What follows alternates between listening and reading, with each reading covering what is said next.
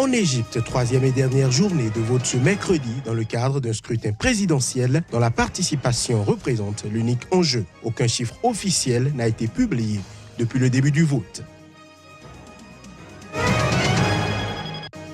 En Côte d'Ivoire, le PDCI, grand allié du président Ouattara, a souhaité mardi la mise en place d'une nouvelle commission électorale avant la présidentielle de 2020, ce à l'instar de l'opposition.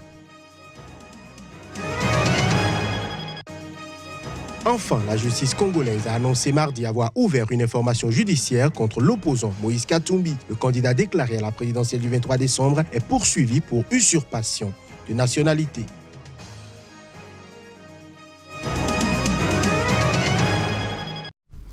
Voilà pour les titres de cette nouvelle session de l'information sur SICA. Bonsoir à toutes et à tous. En Égypte, les électeurs étaient aux urnes ce mercredi pour la troisième et dernière journée d'un scrutin présidentiel dont la participation représente l'unique enjeu. Aucun chiffre officiel n'a été publié depuis le début du vote. Il faut dire que le chef de l'État, Abdel Fattah al-Sisi, est assuré de l'emporter faute d'adversaires crédibles. Le PDCI, grand allié du chef de l'État ivoirien Alassane Dramane Ouattara, a souhaité mardi la mise en place d'une nouvelle commission électorale avant la présidentielle 2020 en Côte d'Ivoire, ce à l'instar de l'opposition qui en a fait son cheval de bataille. Les détails.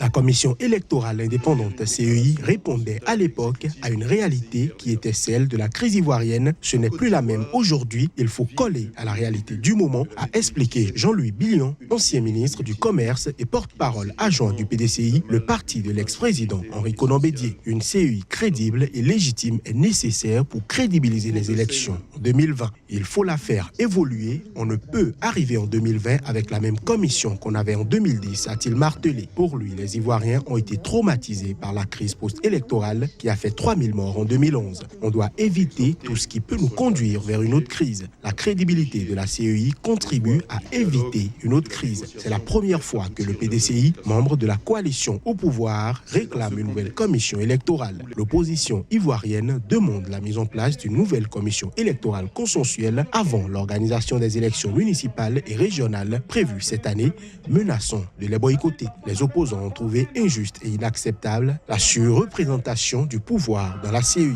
Mais le Premier ministre ivoirien Amadou Gon Coulibaly a rejeté les critiques contre la CEI, estimant qu'elle était le fruit d'un consensus entre tous les acteurs politiques avant la dernière présidentielle de 2015. Le PDCI fait partie du Rassemblement des oufouettistes pour la démocratie et la paix, RHDP, qui a largement remporté les sénatoriales samedi dernier en l'absence de l'opposition qui boycottait le scrutin. Au Tchad, les travaux du Forum national inclusif sur la réforme des institutions initiés par le gouvernement se sont achevés ce mardi soir. Mais la réunion a été boycottée par l'opposition qui appelait plutôt à un dialogue national inclusif. Plus de précisions à travers cet élément. Le Tchad a décidé d'adopter un régime présidentiel ce mardi à N'Djamena. La décision a été prise au cours d'un forum sur les réformes institutionnelles rassemblant les forces politiques, religieuses et sociales du pays, mais boycottées par l'opposition. Selon le document final du forum, dans leur majorité, les participants ont opté pour l'application d'un régime présidentiel intégral au lieu du régime semi-présidentiel actuellement en vigueur. Ainsi, le passage au régime présidentiel prévoit une révision de la durée du mandat du président qui passe de 5 à 6 ans, renouvelable une fois. Le mandat des députés passe quant à lui de 4 à 5 ans, renouvelable une fois. Des législatives repoussées depuis 2015 ont été promises pour 2018 par le président Idriss Déby Itno. Dans son discours de clôture ce mardi, le chef de l'État a déclaré que dans ses conclusions, le forum préconise également un renforcement de la place des femmes dans la vie politique du pays et ce, pour passer progressivement du principe actuel de quota à une parité intégrale. La journée de la femme du 8 mars sera désormais chômée et payée. Aussi, le statut de l'opposition et la Commission nationale des droits de l'homme seront inscrits dans la Constitution qui consacrera le passage à la 4e République. En République démocratique du Congo, le premier parti d'opposition, l'Union pour la démocratie et le progrès social, l'UDPS, n'en finit pas de se déchirer. En jeu, le Congrès qui doit désigner le nouveau président de ce parti après la mort de son fondateur, Étienne Tshisekedi, il y a plus d'un an. En plus de précision à travers ce reportage. La branche de l'UDPS menée par le Premier ministre Bruno Tshibala accuse la branche de l'UDPS menée par Félix Tshisekedi de faux et juge illégale la décision de convoquer un congrès ce week-end pour désigner le nouveau président du parti. Le tribunal de paix de Kinshasa Matete a convoqué le secrétaire général de l'UDPS, Jean-Marc Kabonde, pour comparaître ce mercredi. La plainte a été signée par Tarsis Loseke, président délégué de l'UDPS, mené par le camp de Bruno Tshibala. Le document dénonce une convocation frauduleuse qui vise à désorienter la base de l'UDPS et à nuire aux intérêts du parti. En clair, pour Tarsis Loseke, Jean-Marc Kabonde Akabonde n'a pas le pouvoir de convoquer un congrès. M. Kabonde a eu 30 jours après le décès de M. Tshisekedi pour organiser un congrès extraordinaire. Il ne l'a pas fait. Maintenant, il le fait plus d'un an après. C'est tout à fait illégal et inadmissible. Pour le camp du Premier ministre Bruno Tshibala, le successeur de l'UDPS a déjà été réglé lors de leur congrès en décembre 2017. Faux, répond l'UDPS de Félix Tshisekedi, qui estime que Jean-Marc Kabonde, en tant que membre du directoire du parti, est le seul habilité à convoquer le congrès. M. Loseke est dans une logique de destruction de notre parti. L'UDPS estime Peter Kazadi, conseiller juridique de l'UDPS de Félix Tshisekedi. On peut bien se demander qui donne pouvoir à Loseke de convoquer un congrès en violation des statuts, puisque nous sommes quand même une organisation politique bien constituée avec des statuts. Je l'annonçais en titre, la justice congolaise a annoncé mardi avoir ouvert une information judiciaire pour usurpation de nationalité contre l'opposant en exil, Moïse Katumbi Tchapoué. Ce dernier, rappelons-le, est candidat déclaré à la présidentielle du 23 décembre prochain en République démocratique du Congo. Les détails. Une information judiciaire ouverte contre Moïse Katumbi en RD Congo.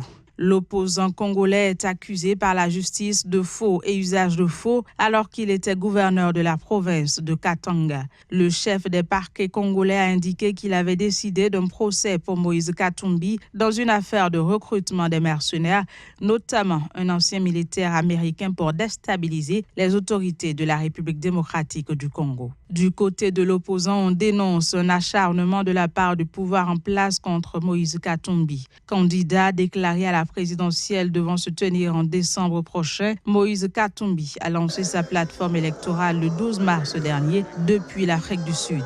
Ce scrutin permettra d'organiser le départ du président Joseph Kabila, à qui la Constitution interdit de briguer un nouveau mandat. L'opposant congolais est également impliqué dans une affaire de spoliation d'immeubles pour laquelle il a été condamné à 3 années de prison. Rappelons que Katumbi est exilé en Belgique depuis plus de 2 ans. Pendant ce temps, l'Éthiopie a désormais un nouveau Premier ministre. Son nom, Abiy Ahmed. Il a été choisi par la coalition au pouvoir qu'il a désigné comme nouveau leader. Son choix est perçu comme un gage d'apaisement à l'égard de l'ethnie Oromo dont il est issu et qui a été pour beaucoup dans la démission de son prédécesseur Haïlé Mariam Desalegn. Le Front démocratique révolutionnaire des peuples éthiopiens EPRDF a élu son nouveau leader. Il s'agit de Abiy Ahmed. Ce nouveau titre devrait lui permettre de succéder au Premier ministre qui avait démissionné en février, évoquant la promesse de réforme face à la grogne populaire. Il devient ainsi le tout premier Premier ministre appartenant à l'ethnie Oromo, la principale du pays depuis l'arrivée au pouvoir de l'EPRDF en 1991. Le choix de Abiy Ahmed doit encore être confirmé par le Parlement éthiopien, dont tous les sièges appartiennent à l'EPRDF, une coalition de 4 partis constituée sur une base régionale et ethnique. De nombreux Éthiopiens, en particulier les Oromo, qui s'estimaient marginalisés, espèrent qu'il saura modifier le mode de gouvernement très autoritaire pratiqué par le parti. Abiy Ahmed a été désigné par les 180 membres, soit 45 représentants de chaque parti, membres du conseil de l'EPRDF. Ancien ministre des Sciences et de la Technologie, Abiy Ahmed avait fait carrière au sein des services de sécurité. Il avait été nommé il y a quelques semaines à la tête de l'organisation démocratique du peuple Oromo. Au Niger, 4 leaders de la société civile sont placés sous mandat de dépôt dans différentes prisons du pays. Ils ont été inculpés pour organisation, participation à une manifestation interdite et destruction de biens. L'un de leurs avocats, le bâtonnier maître Daouda Samna, dénonce une justice aux ordres. On le suit. Lorsque nous sommes arrivés le dossier est arrivé ce matin aux environs de 9h30 et vers 10h déjà, le juge d'instruction, avant même d'entendre les dites personnes, avait déjà ses mandats écrits et déposés. Et lorsque les avocats que nous sommes arrivés, il a dit que ce n'est pas un marché. Je lui ai dit que les avocats ne sont pas du n'importe quoi aussi, pour qu'ils puissent nous qualifier de marché. Que nous sommes les garants d'une bonne administration de justice. Il a dit qu'il va s'en prendre aux avocats dans le cadre de la procédure. Je lui ai dit dès lors, il est disqualifié encore pour poursuivre une instruction dans laquelle il y a des avocats. Je dis ceci, l'heure est très grave. L'heure est très grave parce qu'un juge d'instruction, il instruit à charge et à décharge. Mais tout laisse croire que ce juge d'instruction, il est aux ordres. Il est aux ordres. Et nous avons le devoir en tant qu'avocats de faire en sorte que la justice passe. Et elle passera. On parle de procès toujours, cette fois-ci du procès du putsch manqué de 2015 au Burkina Faso. Aucun des témoins cités par les généraux d'Ibrili Péné-Bassolé et Gilbert Diendéré ne s'est présenté à l'audience, ces témoins n'ayant reçu aucune notification. Du côté de la défense, les avocats des deux généraux accusent le parquet militaire. Reportage. Aucun des témoins appelés à comparaître au procès du putsch manqué au Burkina Faso sur demande des généraux Gilbert Diendéré et Djibril Bassolé ne s'est présenté à l'audience. Conséquence, le procès a été à nouveau suspendu par le président du tribunal. Parmi ces témoins, on retrouve l'actuel président burkinabé Roch-Marc Christian Kaboré, le Mogo Naba, chef des Mossi de Ouagadougou, l'ancien président Michel Kafando, Macky Sall, le président du Sénégal, Yahi Boni, l'ancien président béninois et des diplomates français et américains. Ces témoins n'ont reçu aucune notification à comparaître de leur absence. Les avocats des accusés et le parquet militaire se rejettent la responsabilité de leur absence. Les deux camps se rejettent mutuellement la faute à l'aide de l'article tiré du Code de justice militaire. Le président du tribunal a suspendu l'audience qui doit reprendre le vendredi prochain. Le Sénégal, qui importe la totalité de son blé dur depuis le Canada et la Turquie, pourrait devenir un producteur à succès en Afrique de l'Ouest. Les estimations évoquent 600 000 tonnes par an en Afrique de l'Ouest à niveau d'exploitation maximale de cette denrée. Plus de précisions avec notre correspondant sur place, cher Berthe. Ndei chasse les oiseaux de son champ. Membre de cette coopérative agricole des femmes, elle cultive pour la première fois le blé.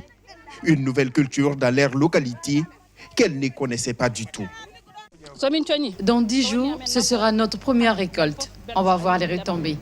Si cela marche, ça pourrait faire tache d'huile et s'étendre dans tous les départements et même partout au Sénégal. Les graines sémées par les femmes sont le résultat de plusieurs années de recherche conduites par cette équipe de chercheurs. Pendant 4 ans, ils ont expérimenté des milliers de variétés possibles dans cette station d'expérimentation pour finalement aboutir à une recette miracle parfaitement adaptée à l'écosystème du bassin du fleuve Sénégal où la température dépasse souvent les 40 degrés. On arrive à les faire pousser très rapidement, en 92 jours, que c'est une période idéale pour insérer entre deux cultures de riz. Comme le riz reste la culture principale du fleuve Sénégal, ajouter une culture en plus, sans toucher la production actuelle de riz, c'est très bien. Depuis 1 an, le Sénégal a lancé une vaste campagne de développement du blé. Objectif pour les pays, produire en plus du riz, des nourritures nouvelles. Le fait d'intégrer le blé va nous permettre encore d'augmenter l'intensité culturelle. Le blé a parfaitement, en tout cas, sa place au niveau de la vallée du fleuve Sénégal. Dans les bassins du fleuve Sénégal, l'arrivée du blé est bien porteuse d'espoir. Porté à son potentiel complet, le blé pourrait devenir l'or vert de la région. Ce sera tout pour ce journal. Merci de l'avoir suivi.